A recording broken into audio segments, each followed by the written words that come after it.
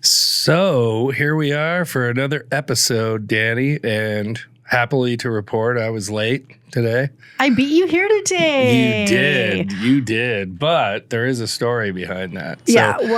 So our guest called and said he was going to be late, and so I didn't tell you. You did not, because you just figured that I was going to be late. I did. And I wasn't. I was on time. I think my call came through to you at the exact time I was supposed to be here. I was like, hey, I'm outside. And you were like, oh shit, I'm not there.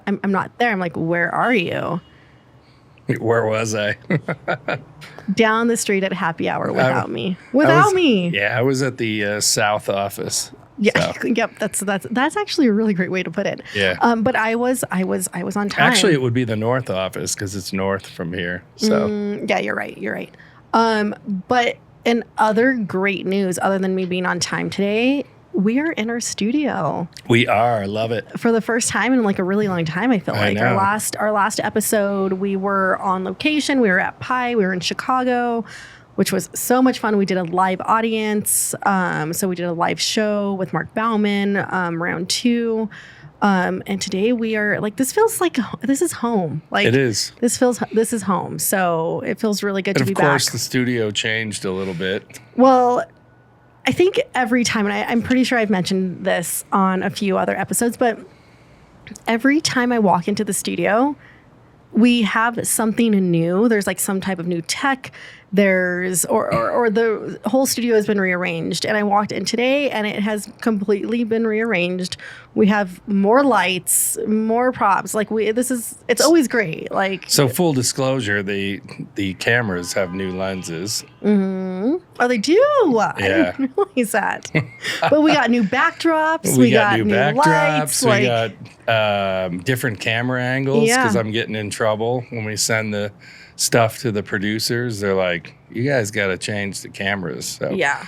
So for Cameron, if you're listening, which I'm sure you will be, we've switched the camera angles for you. So yeah, Cameron, thank you. Let us know how we did. But what do we got today? Another kind of special guest. Yes, these are some of my favorite episodes because it's, we're having conversations with guests who are not directly in the industry, but are related in some way, even though maybe they haven't done direct work or worked with anybody in the industry. And so I love these conversations because I love having this outside perspective. Right.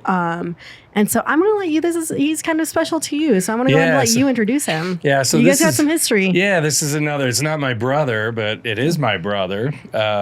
So we have Scott Smeester, who is a fraternity brother of mine from college, who fits into this theme of the podcast because he's a serial entrepreneur. So I think Scott at some point said, fuck the establishment.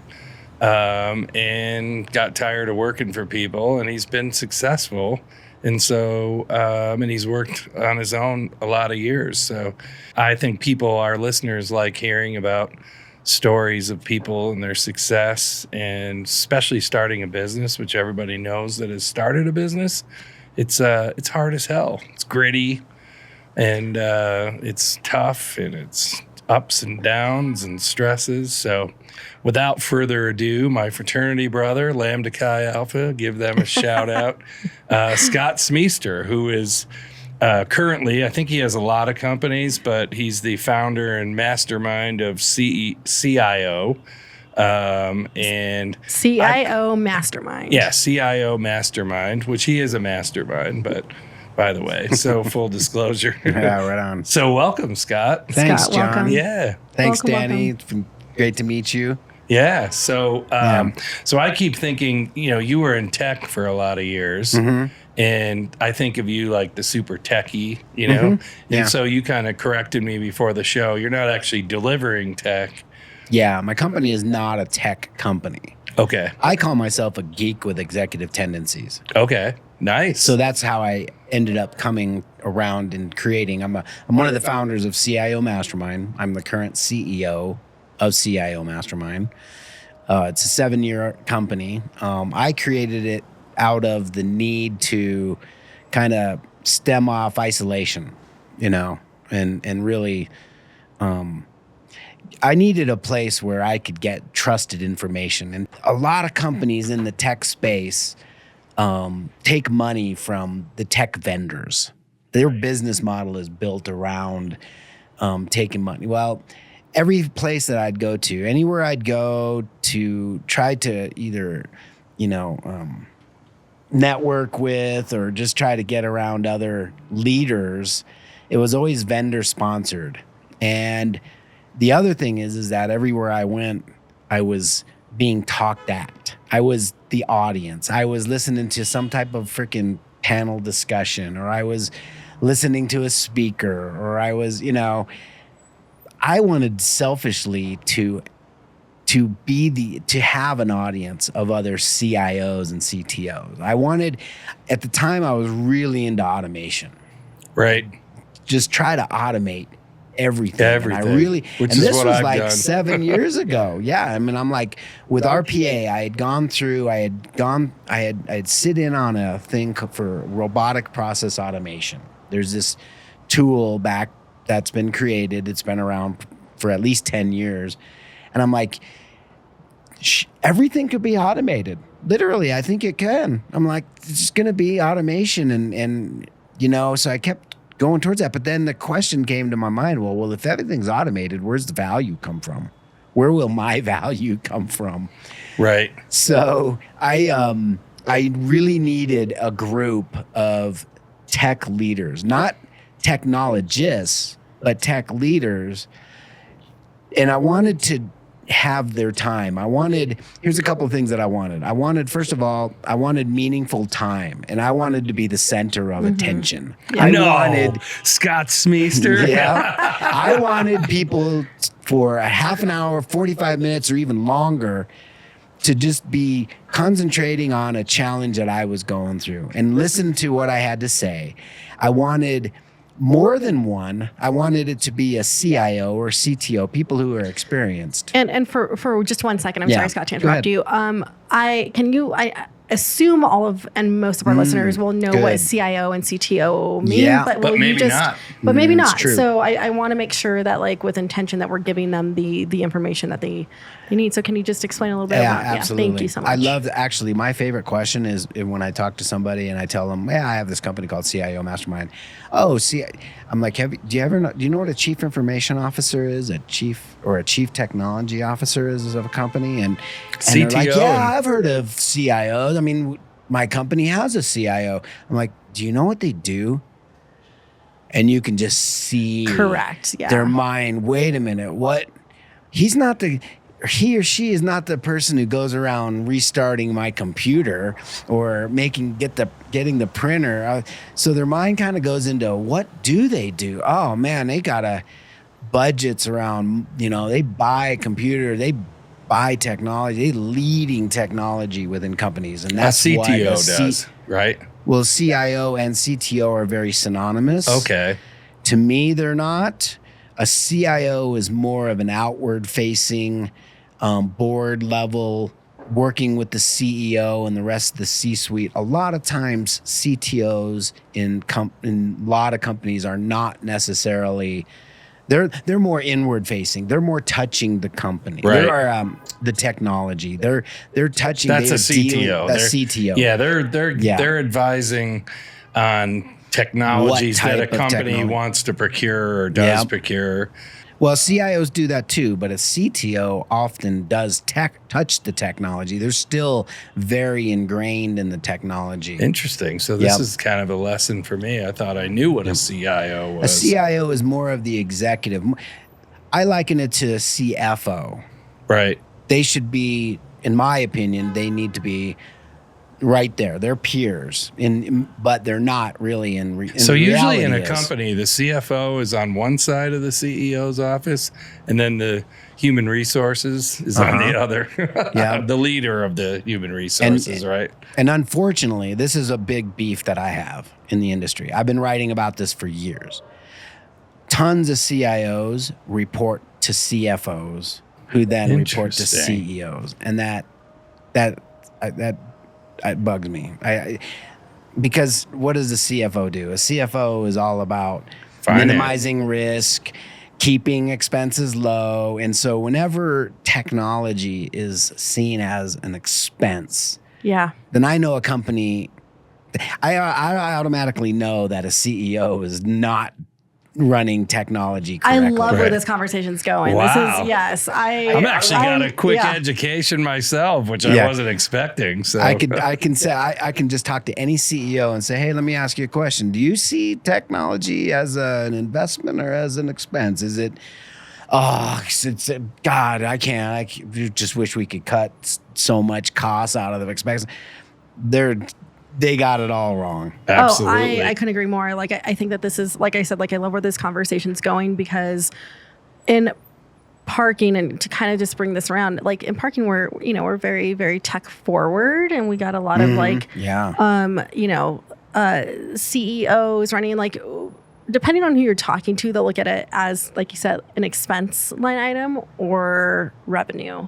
And so when you know who you're talking to and what they're talking about and where that lies within their like beliefs, you know that it's either going to be a really great conversation or not a very innovative conversation. Right. Yeah, exactly. So let's get back to what your company does then, now that we've had that quick lesson. Actually, that would have been a very good, you're right.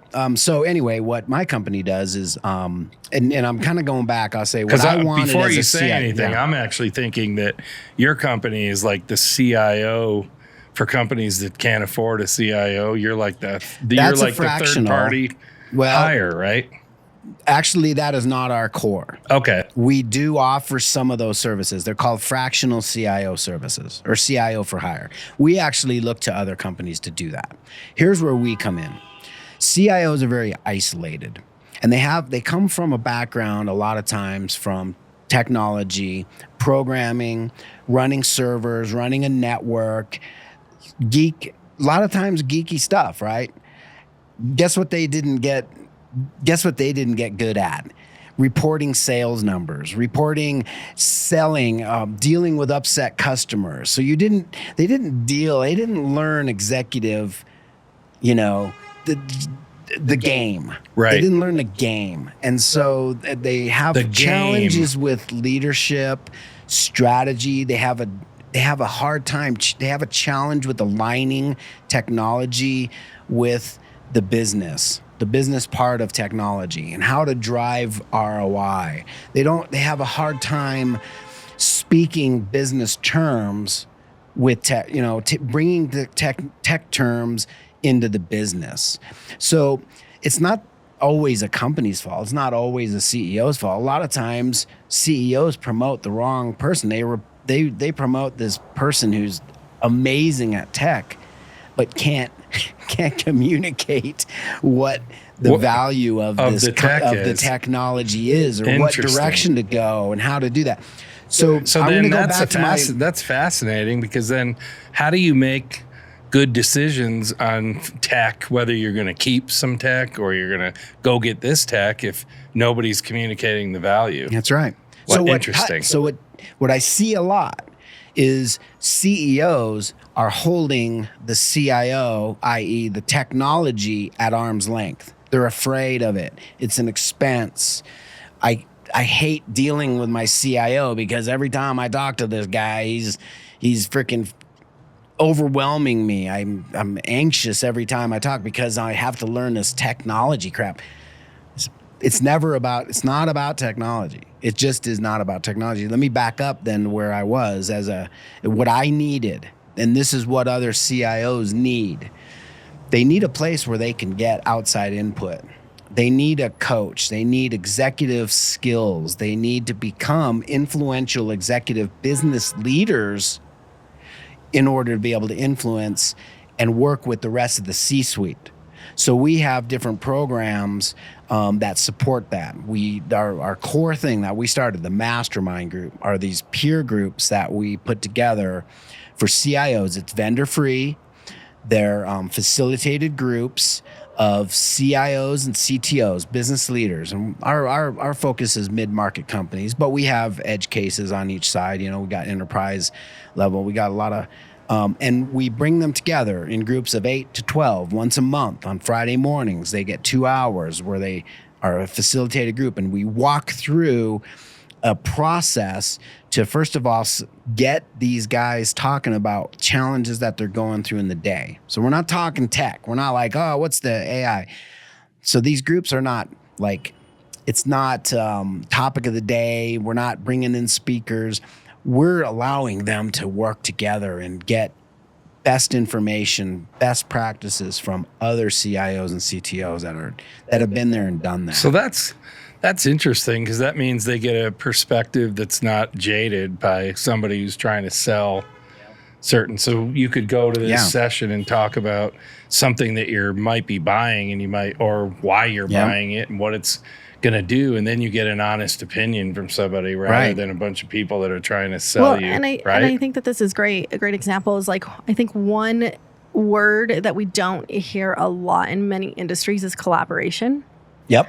And this gives an opportunity for them to come together and collaborate and, like, really and dig into these particular topics. That leads me to a question then. So do you have people that are competing against each other in these sessions, or are they all different we have industries? enough groups. We have enough groups now that we can distribute them out. And generally, even if they happen to be in the same industry, they're not competitive, or they're not. But no, I mean, because I could see where that would be. I'd be like, I don't want Dani in the room, because I don't want her to know what my challenges Still are. all your secrets. That's right. If you know my weaknesses, then fuck, you're gonna railroad me. Right. Yeah, but there's a lot of value if she were to bring a challenge to the table to somebody like you, say, I'm going through this, and I don't know what's going on, and then you ask questions, and that, by the way, this is part of our process. We elicit from them their challenges. And so what we do is we focus on half an hour, 45 minutes to several different members' challenges, so they get meaningful time. And we go through a specific process. We call it the bottleneck process, to where you get 5 minutes to maybe describe a challenge or a problem that you're going through. And you go through that, and you say whatever you want. You give as much context as you need to behind a question.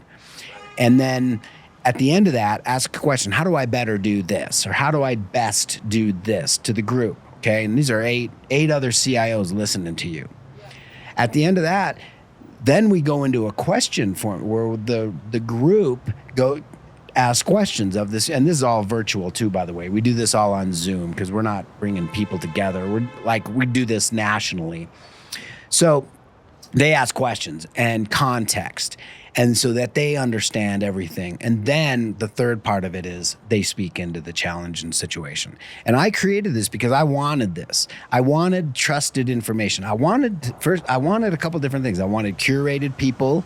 I wanted a process. I wanted more than one. I was 4 or 5, 6, 8, 10, 12 would have been even better. If these people are talking on my behalf and debating each other about my challenge, I leave and then they start speaking into it. I think you should do this. Have you considered doing that? Have you done?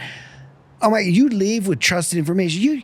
Here's what I say: you got information that you can take to the fucking bank. Yep.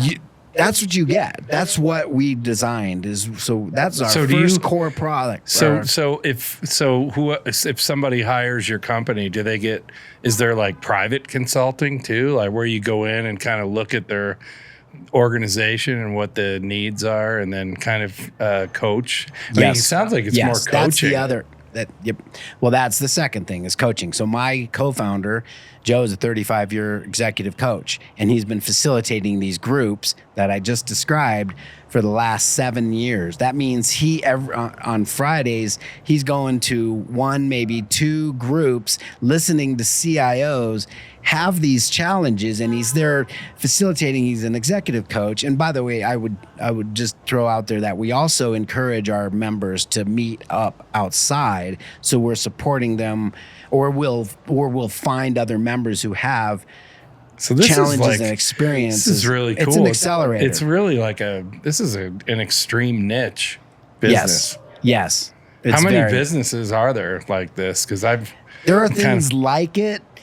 There are networking groups. There are peer groups, even what they call peer groups.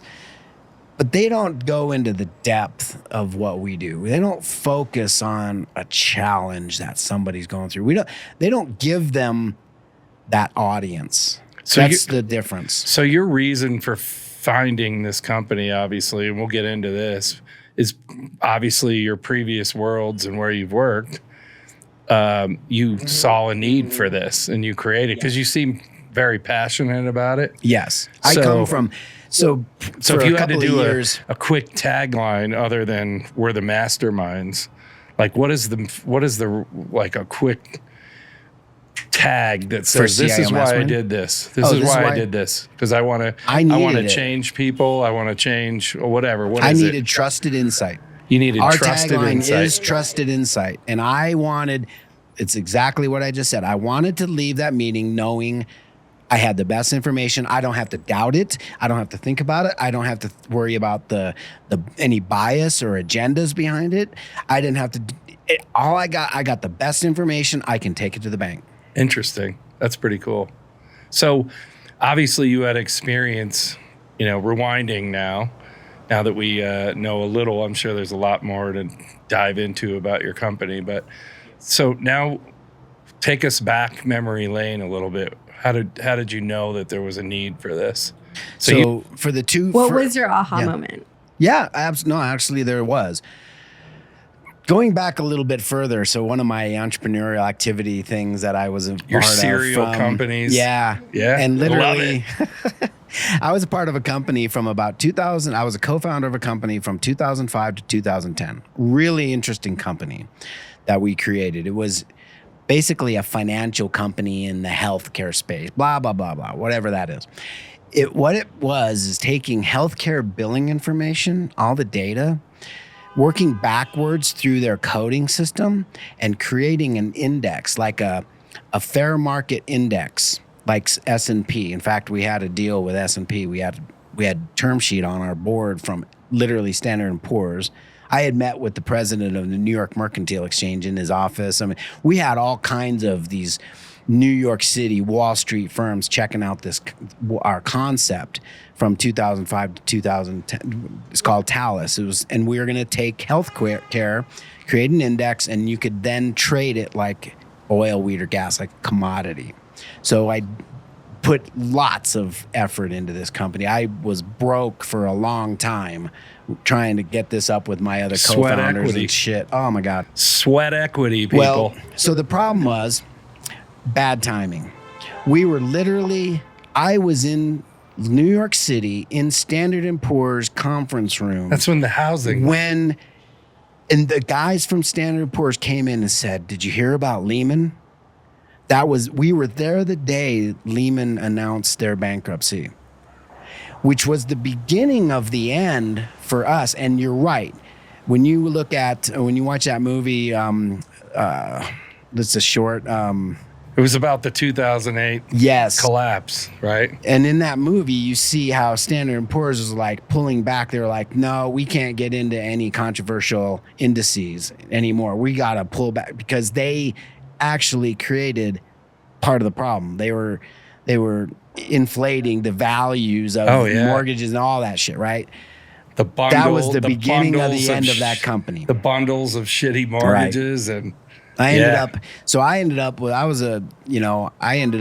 was a fatality, I should say, of the mortgage thing. We lost our house, me and my wife. And oh man, we went through a foreclosure. It was shitty, sucked. Oh yeah. And so what I had to do is I had to go find a way to make So what I did is I went back into web development and which was what you did. Yeah, a long time ago. Yeah, and I've always done that. I still am. I'm very good at that. I like to do it. It's building webs and putting IT systems in for people and the computer networks. I personally that's how you started, right? Yeah, I did. My very first company was a web development company downtown Denver, 1997. I started valeting and parking cars, and I remember it started around the same time. And it was 1999 95, but Yeah. I remember seeing Jeff Castledine, and he was in his suit selling insurance, and like I'd see my fraternity brothers downtown, and I'd be on the parking lot, and they'd be like, And John tells I'd a always story. be in a suit, but I'd Yeah. see them go by, and Castledine's kind of, sorry Castledine, but you could always be kind of arrogant. I tell it because it was of all the people to see me parking that day, I happened to be on the lot, double parking cars in a suit, and Castledine bumps into me, and he's like, just kind of looking at me like, oh, you're parking Well, I cars. got a funny story. No, actually, I got a funny story. I don't know what I was doing, but I was heading down to some type of a client meeting that I had down here in South. So I was downtown. I had office downtown Denver, and I had to go see a client. I'm not claiming I was doing well at the time, but I saw Jeff Castledine walking down the tech center street out of nowhere. He's dressed up nice, and I'm like, what the heck is going on? So I pull over somehow, and I'm talking to him. I'm like, John, what are you doing? Oh man, I'm knocking on doors, man. Oh my He God. was knocking on doors, Trying dude, to sell building insurance. his insurance. There you go. Hey, are you kidding? You know what? We all start at that level. That's right. Yeah. That's what I'm saying. Respect to Jeff Castledine on that too, man. Yeah, seriously. That's what I say. I don't care what you're doing.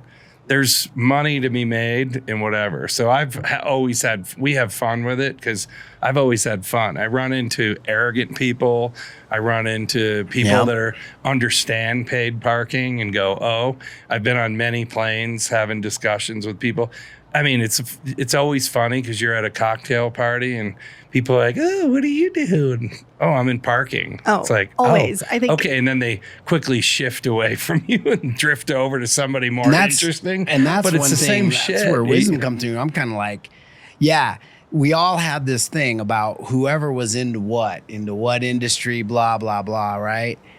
Parking is always treated you well. Yeah. I know that. Yeah. And I know that even more now than ever. Yeah. It was, it's not a... It's a damn good business, yeah, it's man. not a glamour. Shit. It's not Are a you glamour kidding? industry by any matters, but it's given me a life lesson because I don't take for granted when people say what they do. I had another buddy when I was at a large company, ABM, and he was on the janitorial side. So we'd go to these parties and I'd be like, I park cars. And he'd be like, I clean toilets. Right. I mean, Dude's probably very, I don't care what it is. Yeah. I mean, it doesn't matter what you're doing. You can be the best at what you're doing, and there's money to be made. That's right. it. So That's right. And people don't understand. Like there's still like this like weird like dark cloud around parking where people still don't understand exactly what it is. Or why you have to actually pay for what you're doing, right? Like, and they don't understand the scale of what you do, exactly, and the companies that are needed, and the management, and it's just you one of those probably things. struggle at a cocktail party right now explaining your business. Like my head would be spinning. It takes a little while to. So you probably. I just asked, do you know what a CIO I do. is? I was going to say. I turn it around. And I'm like, do you know what a CIO? Let their heads spin. Think about it. If you're at a cocktail party with Scott, can you imagine him trying to explain what he does? I don't explain. I don't try. But this is a good question because normally we have. Normally, like 90% of the time, our guests are within the industry. And one of my questions is like, what do you tell? Like, what's your story? How'd you get into parking? And what do you tell somebody who doesn't really know? So like for people who like, you're sitting around the table and they're like, what do you do, Scott? Like, tell me what you do. Like, how do you explain it? Because we had this conversation the other night at dinner with one of our dear friends, Kendra Petty. And she was like, what is your biggest struggle right now in parking? I'm like, trying to explain what I do to people. At that restaurant that I loved. It's wonderful. But like, I so know. how do you? Girls love it. The bougie. It's beautiful. It's a bougie place in the Highlands. We'll talk about that later. But I appreciate it though. Yes. It was good, but we'll not talk about my it later. kind But of like, place. what do you tell when people ask you, Scott? Like, what do you do? How do you explain what you do? It's got to be challenging. I don't actually. So I always start out. I ask a question. Do you know what a chief information officer is? I literally start that way. Do you?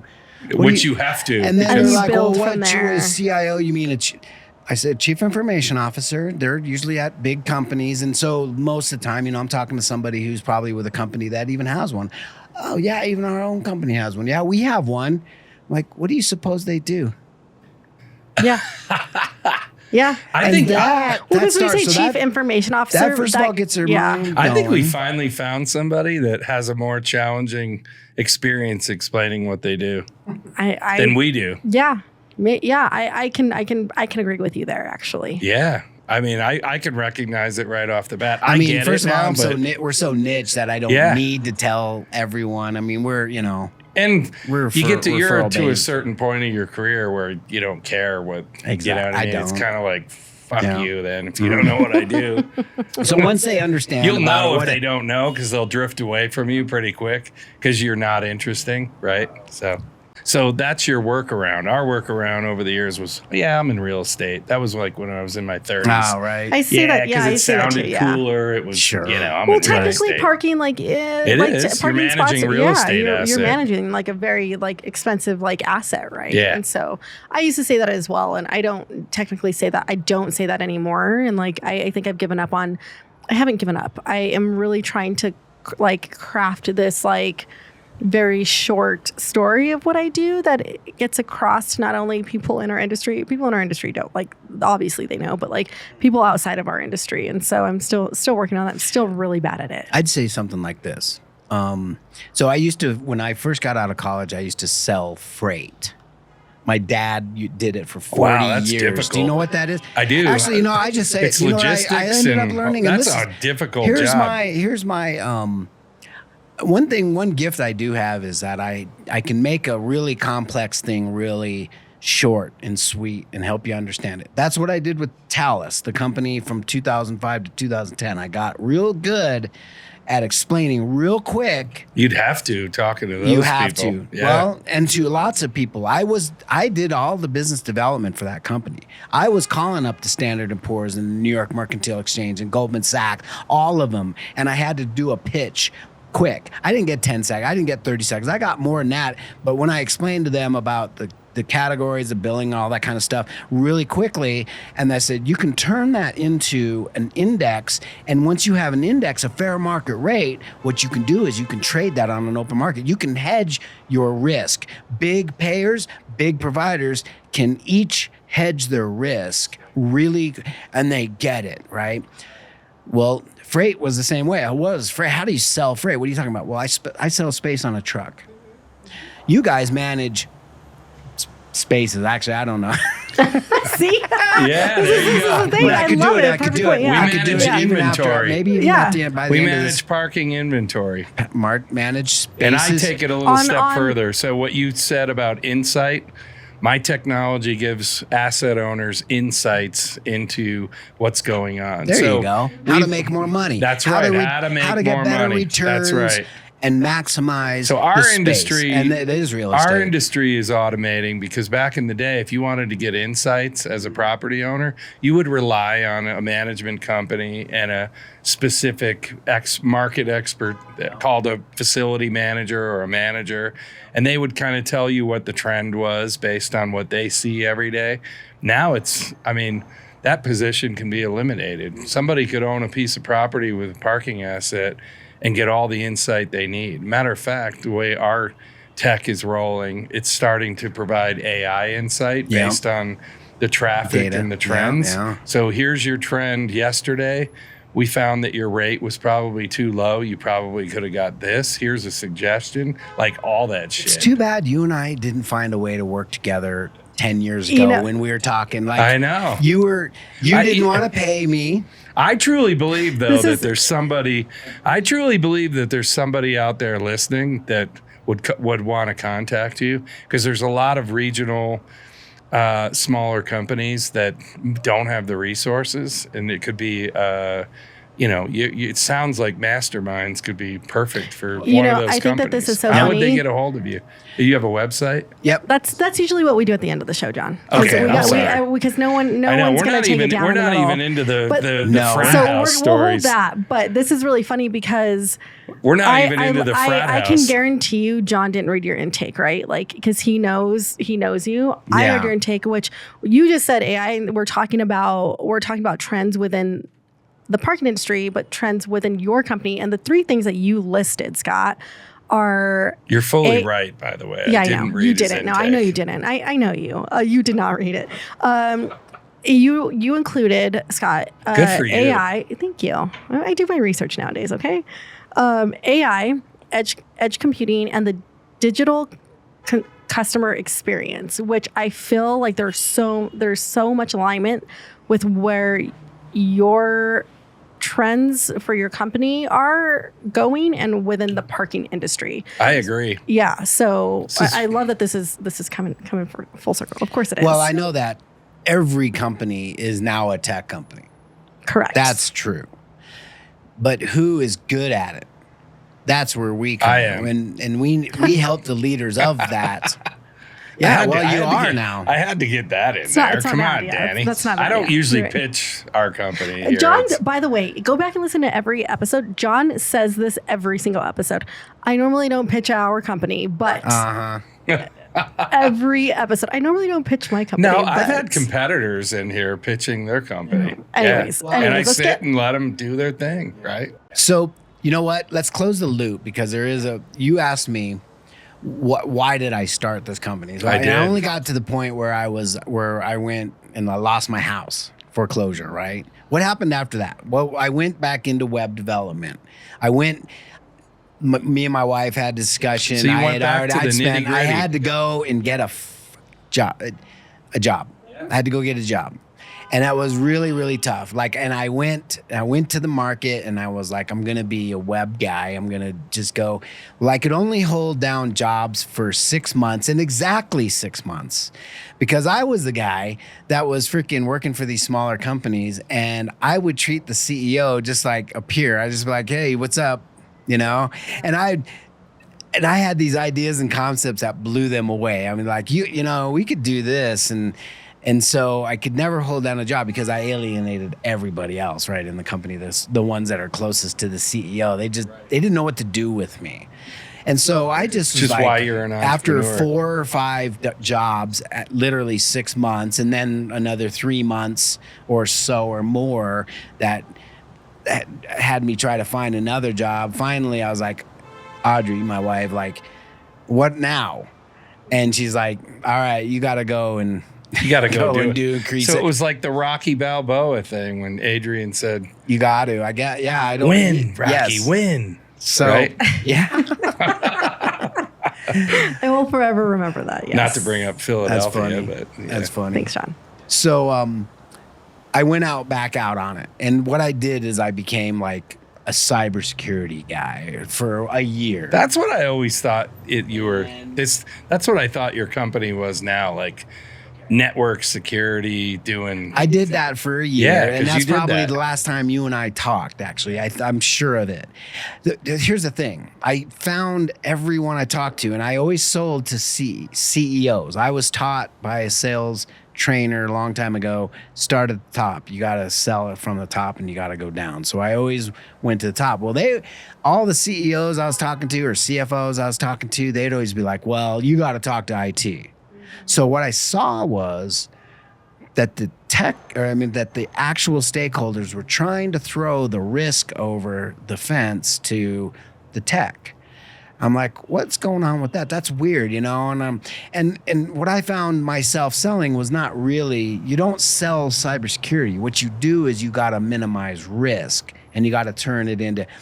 I learned a lot of that. Well, so basically, what I did is I'm like, I don't want to just limit myself to cybersecurity because I think what these smaller businesses need is an actual leader in technology.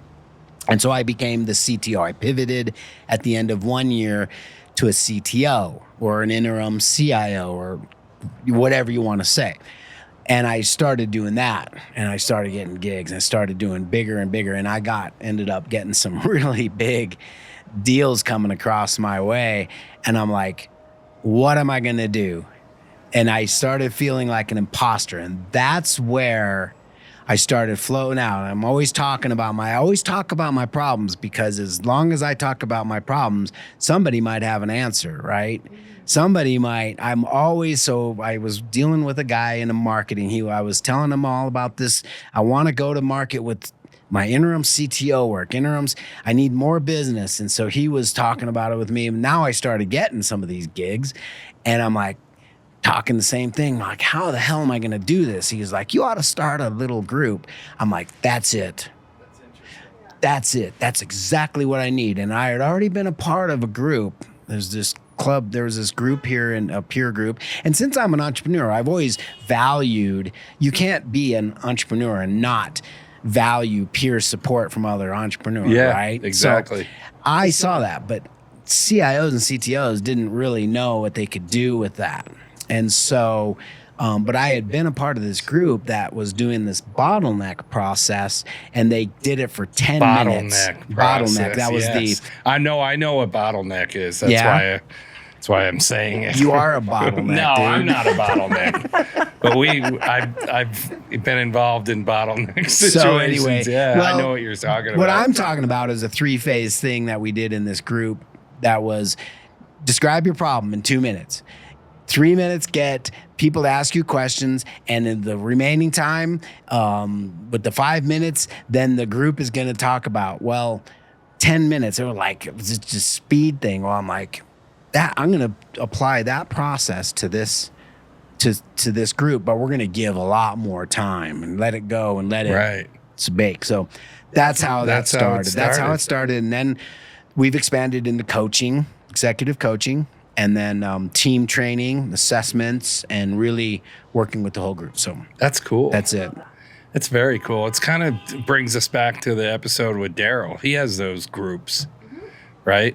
And if I can remember correctly, I think he has those groups where people get together and it's like a collaboration of. Yeah. Again, collaboration, right? Doing a lot of the things that like we're not seeing. I mean, now we're seeing more of it clearly. Second guest to really spotlight that collaboration within their own industry. So I think that's great. So it was TIDF. Is that the company? The Internet Design Firm was the original company. That was a company downtown. Yep. And then Talus was after that. Talus was after that. Yep. That was the medical and then healthcare billing. Smeester and Associates. Smeester and Associates just been an LLC that I've had for a long time. I got a funny story about how I went into this business with a Chinese kid that was going to DU. Following Talus, I'm like before the mastermind. Yep, this was right after Talus, around 2010, 2011. Before while you were dabbling, 5 years working before, for the other people again. Prior to that, which by the way, I had just come out of Talus. I still had an office up in Westminster for myself, for Smeester and Associates, where I was just like, when I was to make money while I was doing Talus, I was running Smeester and Associates, which was just basically consulting, technology, web building stuff. Web. Yes, exactly. Going in, setting up a network. Yeah, right. Things like that. Yep. So, by the way, I remember you when we were at the fraternity house. Scott was always the guy that was. He was opinionated, so I could always go up to somebody and kind of not bully them, but kind of just run buckshot. He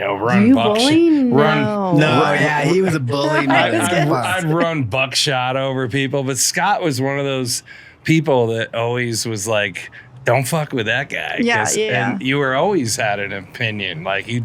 Let your opinion. I just don't have any fear, really. Yeah, you never have. Yeah. I remember Scott was one of the guys. I'll fuck with that guy, but not that guy. Yeah, because he's gonna give it back to me, and he bites occasionally too. The story about John, though, I got to give a story about John.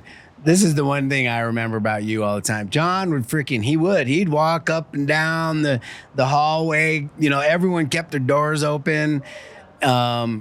And John had this phrase that he used. He was just really into this phrase when we were living, and he'd call everyone a Spalding. A Spalding? I cannot wait to. I can't wait to hear what's behind this. There was a back tag to that too. So you were a Spalding if you were okay, but then Sap usually followed it up. You'd always come Spalding Sap. Dude, you'd come into my room because he lived across the hall.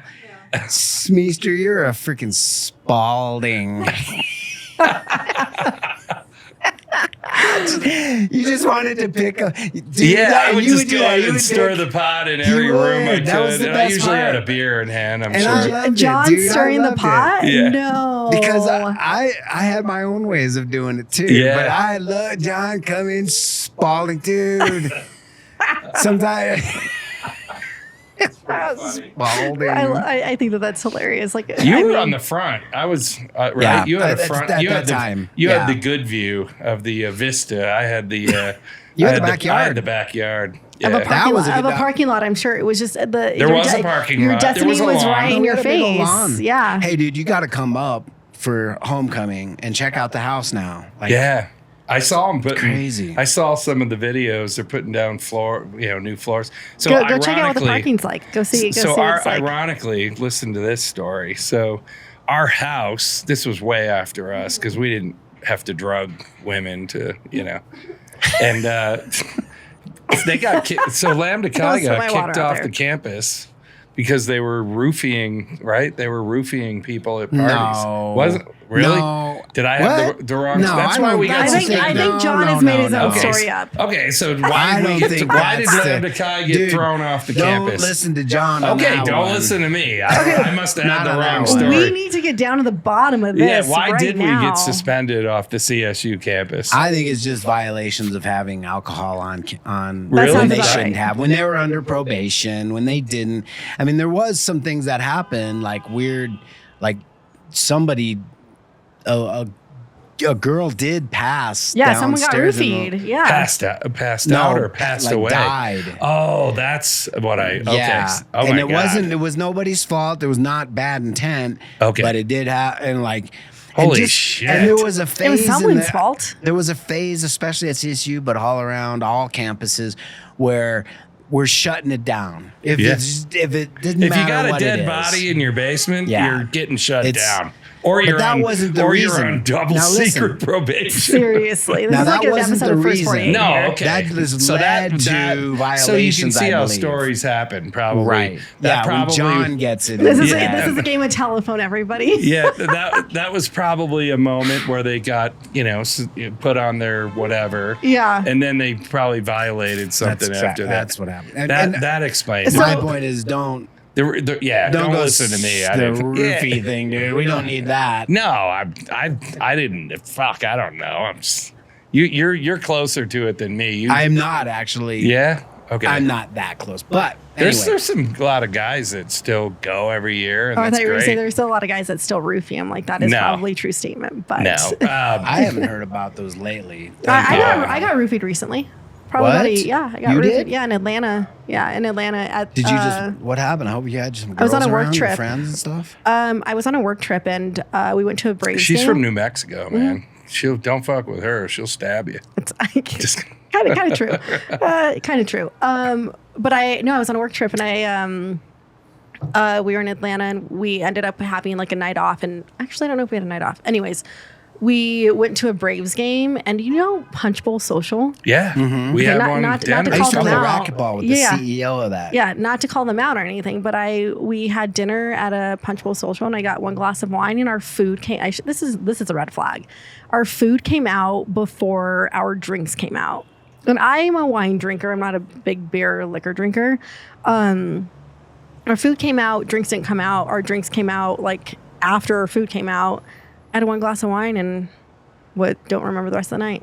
Luckily, I was with somebody. Else affected? No, it was just me. I was with one other person, and luckily, he knows me very well. We're very close, and he was like, yeah, like I knew something was wrong because you just went from like Zero to 60. yeah, he was like in no time. And like we've had wine, like we've had plenty of wine. Like he's like, I know one glass does not affect you. Anyone who's had wine with me knows I can have a glass or two. That's crazy. Yeah, and it was really Were quite you scary. out? Did you pass out? I thought that's what roofie was. Pass out. No, did you just turn into a different blackout. person? I think blackout is I don't like know if pass it was. out. I don't know if it was mixed with something because I was a very. He described it as a. This was when the Avs won the. This is when the Avs. That's okay. This is when the Avs won the Stanley Cup. Oh man! And we were watching the playoffs, and he like I don't remember any of this, and he was like, "You were talking hockey. You were talking to other people. Like you actually knew what like you were talking." It was like this weird thing. So I didn't pass out, but like I had I don't know. It was very weird, very strange. So that shit still happens in today. Like it happened to me a year ago, actually, coming up in July. So I apologize to all my brothers. I didn't have the story. Now it makes sense because I probably spaced out the. I'm only saying the dead I body don't quite part. know either. Yeah, I'm whatever sure. it was, it probably wasn't that. That's good. But the why I brought it up is because our people still house, get when we roofied. got thrown off, the fraternity owns the house. And so guess who they rented the house to? A parking lot. No. Oh, what? Who? A recovering alcoholics plate. That's pretty funny. Yeah, so there was it was a recovery center for Oh, alcoholics. I mean, I guess that's funny, Which but that's is interesting. a great cause. Which is, I think it is. But I think the position of that on Fraternity Row at a college town, it's a little bizarre to me. I've always thought that, right? So- I mean, ATO is probably still where they were, right? No. No? They They demolished tore that. What about the They water demolished boys? that when we Who were were in the school. water boys in Sigma Nu next to us? Were they? Yeah, I don't know. And It's then you not had like AT it used to be. No? I'm happy Okay. that they brought one on campus. So I'm sure like college campuses, like they should probably like get ahead of the curve. So right? this went Like, on for years. They rented, and then recently our fraternity was allowed to come back on, and we have the wild. house back, obviously. That is wild. Fraternity Despite some people, I won't go into that. So I have a really like not to get off track, but like I have a really kind of ironic story. My elementary school that I went to, my dad in my hometown, my dad went to this elementary school. I went to this elementary school. My brothers went. They ended up tearing it down like 5 years ago, and they turned it into a parking lot. And I thought Interesting. it was so ironic because like, I mean, now it just sits empty, and they turned it into an entire parking lot. And I was like, how ironic is that? Like the school that I remember the most is now my profession. yeah, Nice. yeah, I could have sold parking. How do you feel about that? I mean, it's a town that doesn't need any more parking, so I'm a little devastated by it. But like, I could have sold parking in the back. We had those spaces. of your fraternity, No, dude. I'm shocked that you didn't do that. That I'm could glad have they been- still that have. could- You know that what? could have I'm been a still glad that they generator have for a the big fr- backyard, man. We had a big backyard, and then we had those spaces. Yeah, they I still could have do. charged. We could have generated revenue You're for right. the They park. still can. Actually, you can because We that. could put QR codes up So there. you'll have to go up there Yeah. for homecoming because you'll see that parking enforce is it. a nightmare Is it? Yeah. in that whole area. Like it's Oh my God! I could crazy. probably do a system for donate it and Probably collect the could. ticket revenue. Give the fraternity back some. What do you think? Well, how many spots do you need for it to become Worthwhile. worthwhile? More than probably what's there. How many were there? There were like 12 spaces. 12. Yeah. What about? Well, I don't know. You could do the front, right? You couldn't do the. There's no street. parking. Yeah, not the You couldn't do street the because that's a street. public street. But anyway, it's interesting. We had a German Shepherd too, named Misty, the house dog. That was early. We Yeah. had a pig. Really? That was after What? Misty. Wow. Yeah. You had a Remember pig? Dave Boss had a pig. Oh, okay. Interesting. You don't remember? I don't. Oh God. Dave Boss. Yeah, I had. Your roommate. Yeah, I had Lance. Forget his last name. Didn't he have the pig when you were living with him? No, Oh. that was after. Oh. And Dave was interesting. Yep. And then, then we used to. I loved Dave. He was great. I remember the day where he came into the room in the morning and he goes, "Fuck it, I'm sick of school. I'm joining the Army. And I was like, what? I'm like, Dave, come on, man. And I think Dave always got good grades. I was the guy that struggled. It was always study time. And I was like, fuck it. There'd always be somebody going out going, hey, we're going to Washington's or we're going here. And so I was that guy that said, fuck it, through the books. And Still made it through, though. Look at you. A little bit. I struggled, though, for sure. Yeah. All right, so we gotta get back on track here. Yeah, we gotta get back on track. Way off track. We got there, way John. off track. So, but that's the beauty of this. It's fun. That's the beauty of this show, Yeah. right? Yeah. Okay, We got to hear about Spalding Sap. God, I haven't heard that in a long time. I'm gonna carry that one in my back pocket. I know, we to bring it back on track here. We are talking about challenges within our two different industries here, but reading your intake form earlier really sparked this little light bulb in my head where I love to hear an outsider's perspective of the challenges and opportunities, and you gave us two really great answers to this. So Dani, by the way, works for Oakview Group. Okay. They do all arenas around the country, big arenas, and she's in the parking space. Yeah. And so they're managing their own, their own parking assets within the arenas that they manage and outside of the arenas. So does that your you company manage, right? own real estate outside these stadiums and So arenas? we don't own every asset, but we own and operate our assets. So our arenas, not typically always the land, but we own the arenas and then the space around it. Do you do ball arena? Ball arena? We do not. We have they're a part of. I don't want to misspeak on this. So I'm not going to say it, but our owner, that was one of his first arenas that he helped build. So, but it's not an OBG venue Because they're taking away a OBG lot of parking down there. Yeah. To build Yeah. a whole Yeah. lot of new. They are. So we don't. So we don't currently don't run the parking there But or have. they typically, they can be, OVG could be managing an arena like a ball arena and not own it.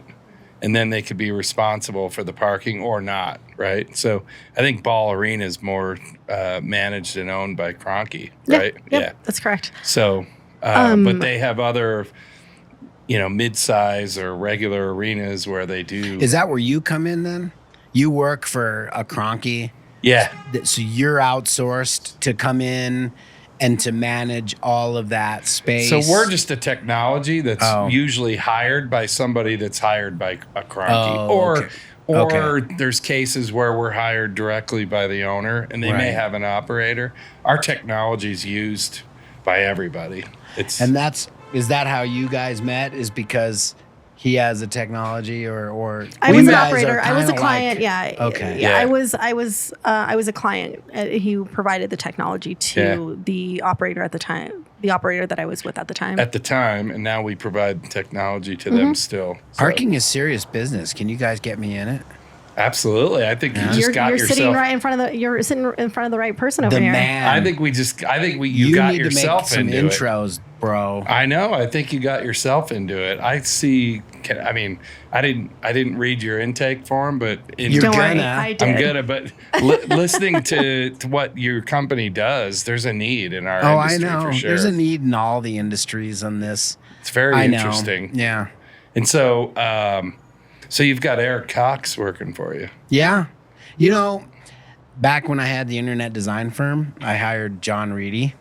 Oh, yeah. He was a guy. Yeah, I liked John Reedy a lot. He was great. Good employee, good man, good guy. He had a podcast too. I had to let him go because my company, that was one of my early companies, late 20s when I started it for internet development in the internet bubble days. And so I got myself over leveraged. And I also hired Jay Sire. Jay Sire was a sales guy for me for I don't a know who long that is. time. I acted like I knew We're who that throwing was. names around. I These was are like, guys. yeah, Jay These are guys Sire. in the house. was Jay's like, in real great. estate now. Great reaction, Danny. Danny's learning stuff today. Well, Danny's used to usually somebody sitting in your seat, aside from the Chris Conway and some of the other episodes. We usually know all the names that people throw out, right? I don't. Yeah. Not today. So yeah, Mr. Cox he's a contractor. So He's not an employee. what does he do? Marketing, branding. So you're trying he's you're, my director. You're using so him speak. to leverage new business, right? Yes. Yeah. Bring in leads and what is re-message. I'm going through a huge project right now. Biggest investment I've made in a company in a long time. Re-messaging and rebranding? Yeah, I've hired the beginning of this year, I hired somebody to play chief marketing officer, somebody to play chief revenue officer, somebody to play chief operating officer, operations. So somebody to oversee marketing, lead marketing, oversee my marketing people, because I was too close. It gets too much for me, the marketing part of this, and I had to give it off. It wasn't your forte. It was not. So you saw the need. Revenue as well, same thing. Sales, man, he came in, he saw what we're doing, interviewed our clients, this advisor, and so we're right smack in the middle of that project. He's delivering a sales framework, all new messaging, new value drivers, things, he's just completely changing. So interestingly enough, we just did that at this company. So we rebrand, we're rebranding, and the project has turned longer than we thought it was, but we hired a UK marketing firm that came in, and branding is really important. That's where this name or whatever side of this hat on. It's on It's that pretty side. Yeah, it's pretty great. So spent a lot of money. It's probably the most money we've, as a company, have spent because it's important, right? It is. It's really important. Luckily, I went through a branding thing when I started this company. Actually, it wasn't when I started. It was about a year or two after. One of our members recommended a guy who had been branding guy for Gates Rubber, one of the biggest companies Denver's ever seen. And he had been there for 20 years. This guy was sharp, and he led a branding project for my company, and he did it.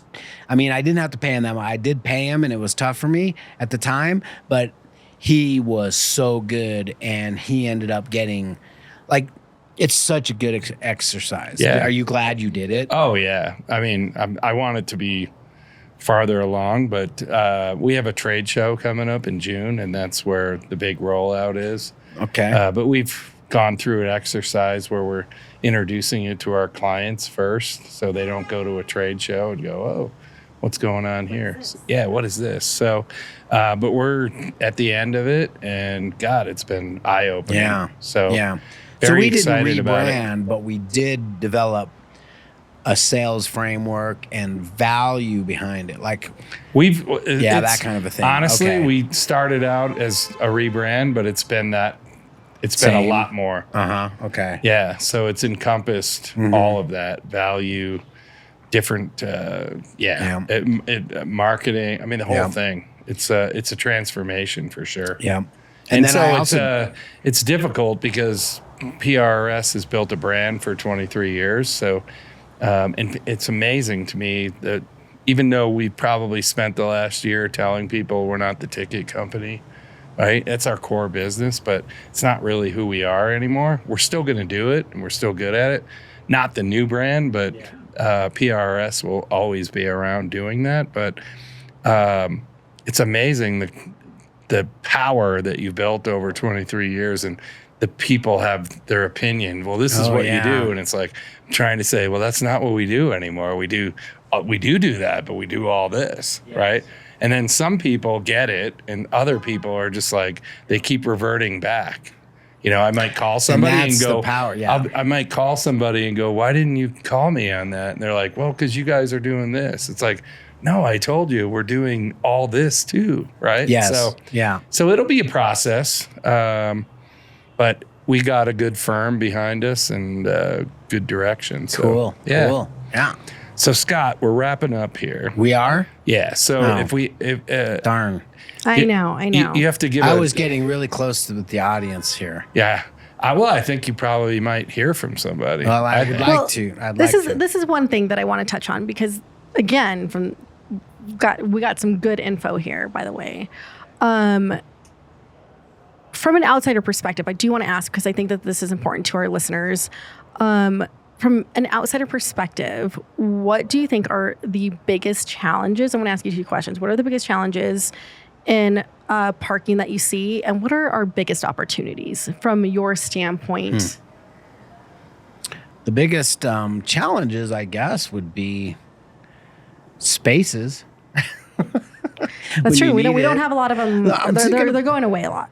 I'm thinking back. Yeah, I'm thinking back to think more of how you think of the challenges how they relate to you. So think of our industry. I mean, if you go back 8 years, just 8 years, there's still people with meter boxes folding money and stuffing it in. Yeah. So we've accelerated in technology in a short amount of time. So quickly. like the resistance to the entire world of tech, right? Okay. Like, yeah, my most recent experience in parking is this pay, downtown Denver you can use scan the QR code. Yeah. When I first started using that, I could not get that thing set up. And I'm a tech guy, right? I'm on my phone. Interesting. I could not get that thing set up. I could not get that my credit card in there.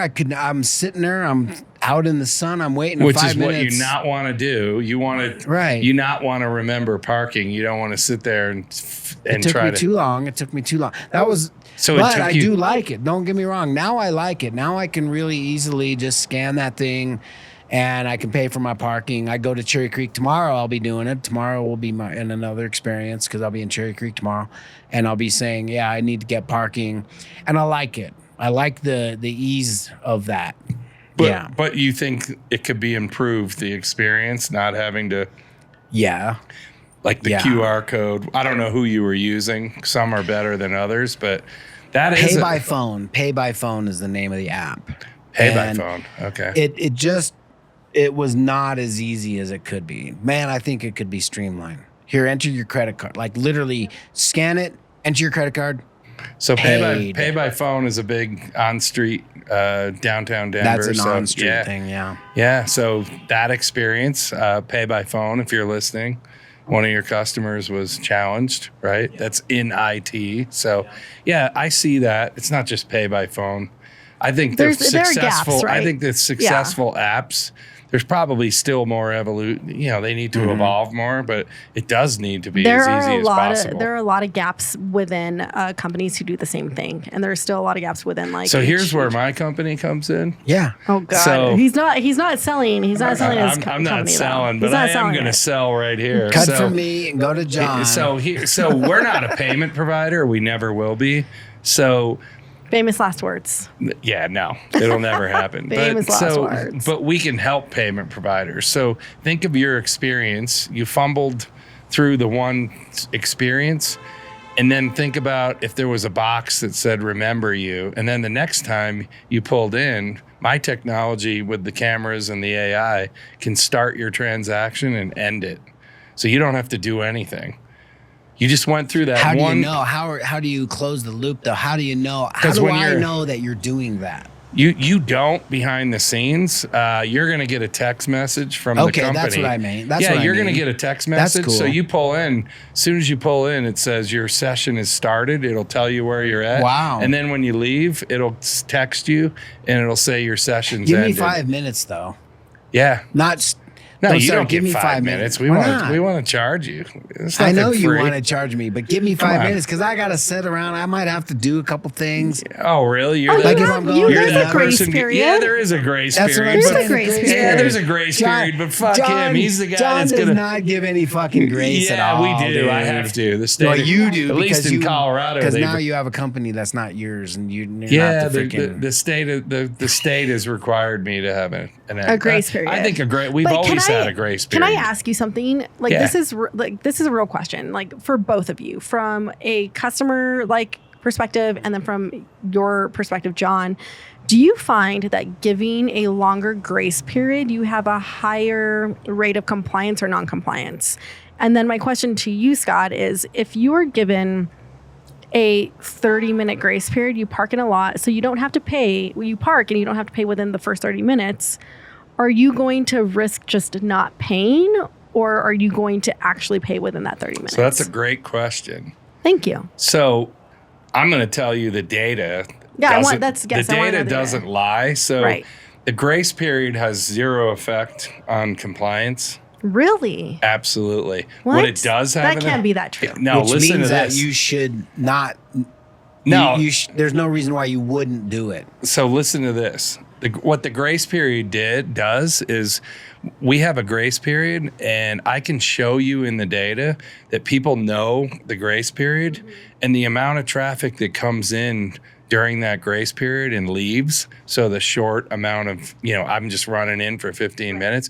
Like as soon as we went from, I think, 10 minutes to 15 minutes, ultimately to 20-minute grace period, the amount of people that come in and abuse the lot and don't pay, it's outrageous. Oh, that's what I'm saying. It Yeah, probably yeah. quadrupled. Oh yeah, 100%. Because But we don't notice those people for non-compliance in that 20 minutes. The lot is being abused. And back in the day, there was no grace period. Right. It was You had to pay pay. and stuff your money in. well, at that's how all garages times. are, right? You have a 10-minute grace period if you want to go in, or if you pull Well, a ticket. technically you in go- yeah. Colorado, all garages should have a 20-minute grace period because the Attorney General has said that. So Well, so anyway, but the grace period has created abuse. People understand, Correct. and it's probably tripled the So- amount of people abusing that lot. Now think about this: Scott Smeester owns a piece of land downtown. You're looking to hang on to it because you're going to sell to a developer eventually. You're paying your property tax since COVID is probably tripled, quadrupled. It's outrageous. So you're paying bills, you're maintaining the lot. It's a business. Parking is a business, and this is what people lose sight of. There might be an operator there paying a guaranteed rent to that owner. That owner has to have a certain amount of rent so they can cover their expenses, right? And so the average public doesn't understand all these economics that go into. So people think there's a rite of passage to go and park and, I was there for 15 minutes and I had to pay this. Well, you know who to talk to? Talk to the person that raised the property tax. Talk to somebody who owns that land and this is their business. I can't go into 7-Eleven and say, I don't think Pepsi should be charged $4 when I pay at my local. You can do that now. Yeah, at my local supermarket. I only pay $2. Why they lock that shit up anymore. Why am I paying $4? I'm just gonna take this Pepsi because I don't think I should That pay happens that. all the time now. The mentality of people is insane. I have business people. A lawyer. I can't believe what you're charging. Well, I can't believe what you're charging. I mean, good comparison. That's great. Actually. John Yes. does not like lawyers. yeah, no, Do you know I that like part? my lawyers, but You confronted confronted Matt, dude. Oh no, Matt Bruman. Yeah, I like You're Matt like, Bruman. No, lawyers? I Oh no, John's not saying it on TV. No, I was gonna say, no, one of- I was gonna say one of your No, C- I one like of- my way. lawyers. I was I gonna say, don't like. one of- I don't like lawyers because one of your it's like, C-suite's a lawyer. So yeah. So it's you go out. I don't. First of all, I don't like what you're charging. If I'm going to get a divorce, you're I going to get charge it. me I get it. $10,000 or whatever. Right. Really, how much work are you doing? I don't judge other services and professions and other people. But we get it all the time. Why are you charging? Well, you don't understand the economics. You didn't pay. You pulled onto a lot. You didn't pay. So people you are were like non-compliant. bitching You about don't- $30 or something like that. Oh no! Well, John's it's a very high rate. It's about $97, but there's a lot that For goes what? into it for non-compliance. So if you pull into a lot and you don't pay, the lot might have charged you $30 for that day, but you're not going to pay $30 because you didn't comply. You're going to pay a lot more. I mean, typically it should be there's a 3 cost. times the there's a posted cost rate, that goes involved. Now somebody has to go and find you, chase you, send you a letter. Postage has gone up. I mean, there's so many things that go into it. And Postage has gone up. What world do we live in? And as you can see around here, this office isn't free, right? This is a pretty big place. We have another suite next door.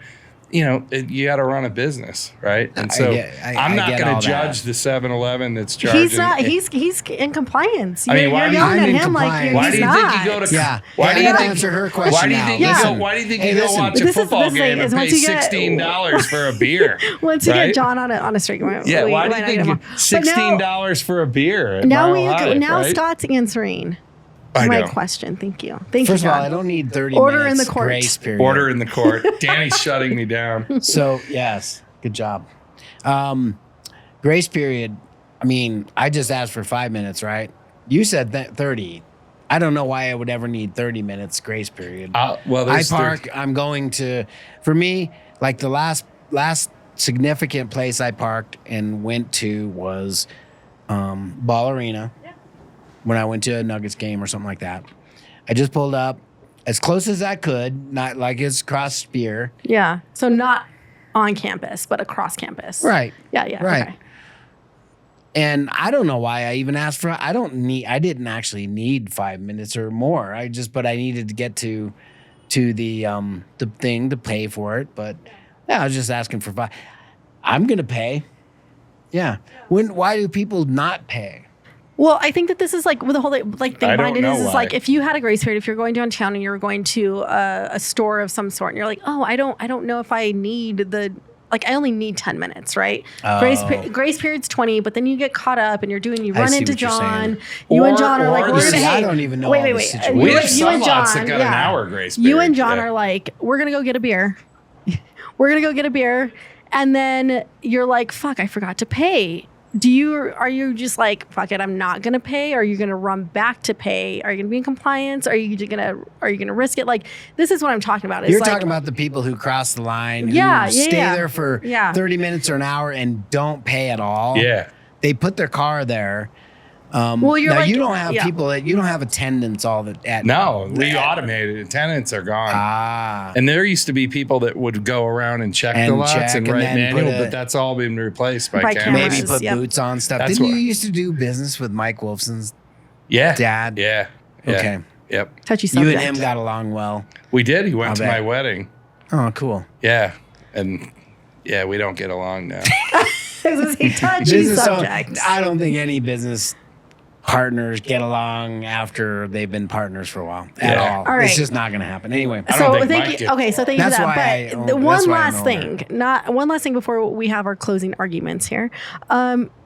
Tell Danny, us. you're awesome. Danny, you're very, very good at this. Thank and you. You're like the perfect compliment to John. Oh, everybody tells me that. Everyone, the biggest thing is like people are like, tell John to stop interrupting you, and I'm like, trust me, we got this. We got this operation under Yeah, control. she knows what's up.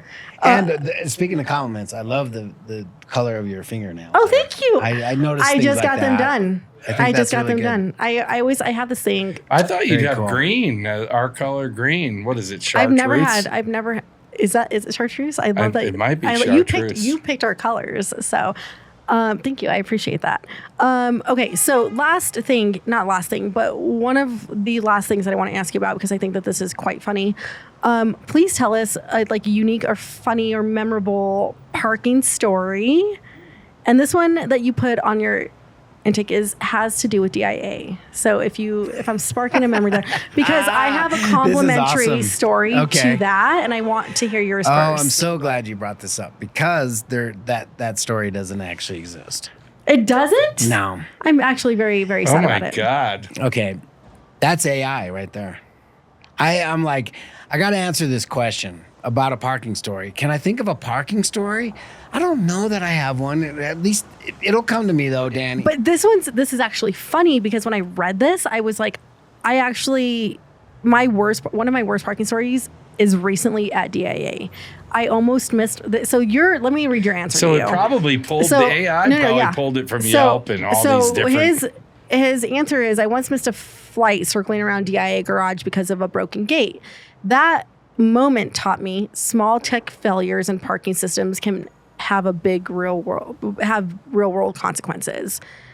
And this like triggered me. And like, seriously, I recently drove around DIA for 2 hours looking for a parking spot. So I have the same complaint. Yeah. It's been like that. So I travel all the time. Yeah, same. And if you go out on a Tuesday or You Wednesday, mean to DIA? Like when you're driving parking around on You're not looking site. talking for about parking. all those other No. auxiliary parking lots, are you, or are you? No, we're talking about either On she site. probably parks in the economy or the Yep. garage. Well, I It's both normally now. economy, because when I travel, Economy is at DIA. yes, Yeah. I Okay. usually And it's travel for Den. multiple days. They rebranded. Oh god, well, Den. we had this whole argument. Den. Oh, Still DIA. you're to right, me, but- right. I know. Interesting. They rebranded, huh? Yeah, Okay, it's sorry. I'm Den. talking about rebrand. That was a bad rebrand. Yours Yeah. is a good rebrand. DIA, they rebranded awfully. But anyways, so yes, so this was when I read this, I was like, so if this came from AI, this has to be a real problem because I experienced it. I almost was See how like, Scott's like managing me already. I'm We like, both are. I'm We're like both back trying at to keep you Did under you see control him put his here. finger at me? Yeah. I love it. This is Because- bringing back because memories I to the asked house. you, I was like, I told you. I asked you to stop Don't fuck talking, with and you Scott didn't, Smeester. and then he did. So Fucking that's love why. it. He's telling me to fix shit already. I love it. It's great. Because you moved everything, and everything's know. working though. So we're except It for is, Scott's it's great. kind of microphone. Yeah. But, all right, enough all good. about my story. What comes to mind? A real Great. parking story. Yes, a real parking story. I love that you're, That is not my skill, is coming up with memories. I'm delayed intelligence. It's gonna be I'm 10 minutes. glad. I'm gonna be. well. This is the thing is that no I'm one driving, I'm remembers. like, oh God, I should have told her that. Nobody But I'll think. remembers a good parking experience, glad right? you don't Like have no one is a like, lot oh of my god, good I had such a memories." great parking experience. I can't wait to tell this story. Okay. Everyone remembers I do have shitty one. So back when I was in high school, we went up to Vail, and we freaking parked at some hotel parking lot. I come back and there's this freaking sticker, orange sticker on my window, boot on the freaking wheel. Oh my God. And it says, you are not allowed, whatever it said. You're Yeah, not allowed you're- to park you're here. an You got to asshole. go into here and you got to go. I mean, we must have had to pay. I mean, we were literally in high school, had to pay $100, and it was impossible to get that freaking sticker off. you I know. That's nobody that's- does that anymore because if I pulled out of that lot and got sideswiped, I'd sue the shit out of whoever put that sticker on because I can't get it off. Right. Oh, I hate And you that shit. you obstructed my view. Right. Whoever's And- still and putting if you- stickers and on, you- by the way, If you have like You're an idiot. tint on, oh god, that's even yeah, worse. that's Ugh. the stupidest practice ever. And there are people that still sticker cars. I mean, I can Dumb. see Who's got a razor blade? I mean, Right. You No, can't. I do. I can see You've a sticky obstructed that, the that view. can come off without leaving residue and all that. This kind is of stuff. this is how you know how many parking like- tickets I get. I'm in a fun fact about me, Scott. I am in the parking industry and I get the most parking tickets than anyone. And I That's have a rate. smart. I have a like rate that. You know yeah. why? That's good. She's testing. because you're I am- testing. I am. That is what you. So oughta I do. have a razor blade in my car, John, specifically because Specifically for Wow. that is funny. Yes. Wow. Danny's got a I do. Danny razor blade. I do. I Danny, do. you know what?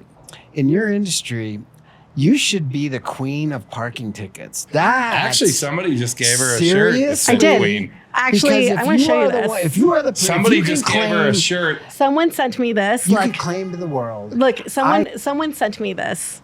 A sweater. Parking queen. Yeah. There I you know. go. Nice. I well, know. That's parking queen. Yeah. That's not parking ticket. No, I like the but- parking So ticket queen. that leads me because- to a story. I have to tell this story. Because you're like John said, if you're getting parking tickets, I'm testing the love system. to hear that because yes, you're testing I'm the testing the actual system and the so industry. I have to tell a story. We Can't had wait. we had a woman attorney here, Yeah. in-house counsel, and I took her to a show one year, and she's like, "I'll be the parking queen," and she got a sachet, and so she was in our booth, and it said "Parking Queen," and there were women in parking that were like, got pissed off at her. They're like, who the fuck is this person? Like, who is this person, and why did you designate yourself as the queen?